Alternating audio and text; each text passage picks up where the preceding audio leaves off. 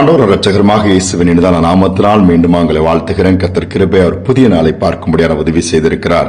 இந்த நாளில் வேதத்தின் ஒரு பகுதியை வாசித்து நாம் தியானிக்க போகிறோம். சங்கீதம் 1:3 ஒரு பகுதியை நான் வாசிக்கிறேன். அவன் செய்வதெல்லாம் வாய்க்கும். யார் செய்வதெல்லாம் வாய்க்கும்? இன்னைக்கு எல்லாருக்குமே ஒரு காரியத்தை எடுத்து செய்தா அது நல்லபடியா முடியணும்ங்கிற ஒரு விருப்பம் இருக்கும், வாஞ்சம் இருக்கும். பிசினஸா இருக்கட்டும், அதுல நன்மை உண்டாகணும், லாபம் கிடைக்கணும் போம். படிப்பா இருக்கட்டும், நல்ல மதிப்பெண் எடுத்து பாஸ் பண்ணணும்னு இருப்போம். இன்டர்வியூ இருக்கட்டும், வேலையில் நான் செலக்ட் ஆகணும்னு சொல்லி எல்லாத்திலுமே ஒரு காரியம் வாய்க்கணும், அது தடப்பட்டுறக்கூடாது, தோல்வி வந்துடக்கூடாது, நஷ்டப்பட்டு விடக்கூடாது, ட்ரீட்மெண்ட் இருந்தா சீக்கிரம் சுகமாகணும். நம்முடைய எதிர்பார்ப்பது நல்லதுதான். அந்த வசனம் சொல்ல அவன் செய்வதெல்லாம் வாய்க்கும். யார் செய்வதெல்லாம் வாய்க்கும்? வேதம் அழகாக சொல்லுகிறது. 1 சங்கீதம் 1 வசனத்துல துன்மார்க்கருடைய ஆலோசனையில நடக்க கூடாதான். இன்னைக்கு நிறைய ஆலோசனைகள் கொடுக்கறவங்க இருக்கிறாங்க. நிறைய ஆலோசனைகள் யூடியூப்லயும் கிடைக்குது, கூகுள்ல கடலும் கிடைக்கும்.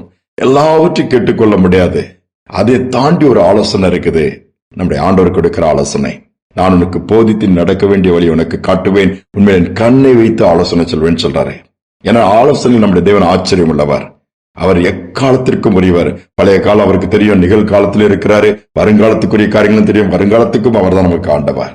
துன்மார்க்குடைய ஆலோசனை நமக்குள்ள வந்துருச்சுன்னா துன்பம். ரெண்டாவது, பாவிகளுடைய வழியில போய் நின்றுட்டு இருக்க கூடாது. இங்க போனா தப்பு பண்ணணும்னு தெரியும், இங்க போனா நம்ம பாதம் மாறும்னு தெரியும், இங்க போனா திருப்பியும் விழுந்துருவோம்னு தெரியும். இது சேஃப்டி இல்லைன்னு தெரிஞ்சு நம்ம அந்த பாதையில போய் நின்னோம்னா ஆண்டவர் காப்பாத்தல, அவங்க உதவிச்சல, இதுக்காக யாரையும் குறை சொல்ல முடியாது. நாம தான் அதற்கு பொறுப்பு. காரியம் வாய்க்காது. 3வது சொல்லப்படுற பரியாசக்காரர் இடத்துல உட்கார்ந்து தேவையில்லாம மற்றவங்களை காயப்படுத்துவாங்க. கமாண்ட் அடிச்சுட்டு, மற்றவங்களை குறை சொல்லிட்டு, அண்டர் எஸ்டிமேட் பண்ணிட்டு, ஒரு மாதிரி பரியாசம் பண்ணி, இது ஆண்டவர் பிரியப்படாத ஒன்று. அவங்க பரியாசம் ஒரு நாள் பண்ணப்படுவாங்க, அதுதான் நடக்கும். ஆண்டவர் அதெல்லாம் அவாய்ட் பண்ணிட்டு அப்ப என்ன செய்யணும்? கர்த்தருடைய வேதத்துல பிரியமா இருக்க சொல்றாரு. ஆண்டவர் நமக்கு எழுதி கொடுத்திருக்காரு, எப்படி நடக்கணும், எப்படி நடக்கக்கூடாது, எதை செய்யணும், எதை செய்யக்கூடாது, எப்ப செய்யணும், அடுத்து என்ன நடக்க போது, எல்லாம் அந்த வேதத்தில் சொல்லப்பட்டிருக்குது. அதுல பிரியமா இருந்தோம்னா என்ன பண்ணுவோம்? வாசிக்க ஆரம்பிச்சிருவோம், நேசிக்க ஆரம்பிச்சிருவோம், பின்பற்ற ஆரம்பிச்சிருவோம். இரவும் பகலுடைய வேதத்துல தியானமா இருக்கிற மனுஷன் பாக்கியவானா. நீர்காலின் ஓரமா நடப்பட்டு தன் காலத்தில் தன் கனியை தந்து இலையுதிராது இருக்க மரத்தை போல இருப்பான். செய்வதெல்லாம் வாய்க்குமா? அந்த மனுஷன் செய்யறதெல்லாம் வாய்க்குமா?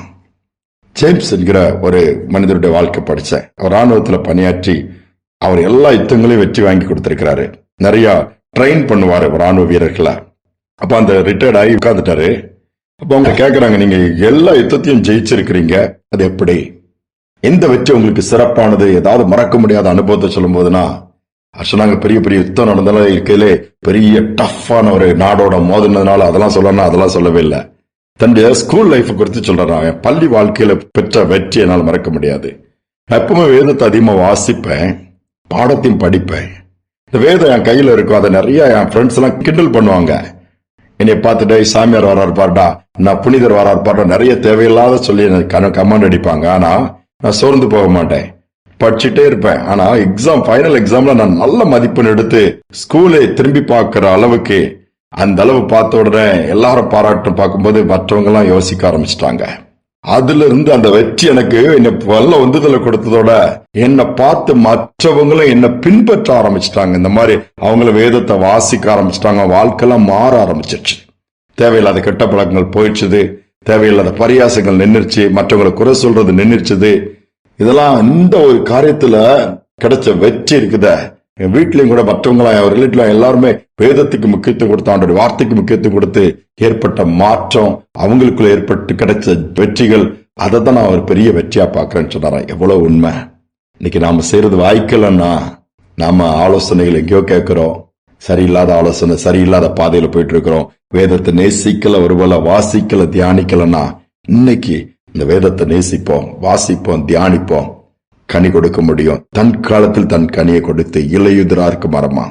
அவன் செய்வதெல்லாம் வாய்க்கும். நம்முடைய கிரியைகளை கர்த்தர் அங்கீகரிப்பார், காரியங்களை வாய்க்க பண்ணுவார், ஜெயமாய் மாற்றி கொடுப்பார். ஜெபிப்புமா. அன்பின் தகப்பனை, நீர் எங்களுக்கு கண்டு நல்ல ஒரு வேதாகமத்தை கொடுத்திருக்கிறீங்க, நம்முடைய வார்த்தைகள் எழுதி கொடுத்திருக்க, அதுல ஜீவன் இருக்குப்பா. ஒரு மனிதன் எழுதின புத்தகம் அல்ல ஆண்டவரே, அது ஒரு முறை படிச்சா அடுத்த முறை படிக்க தோன்றாது.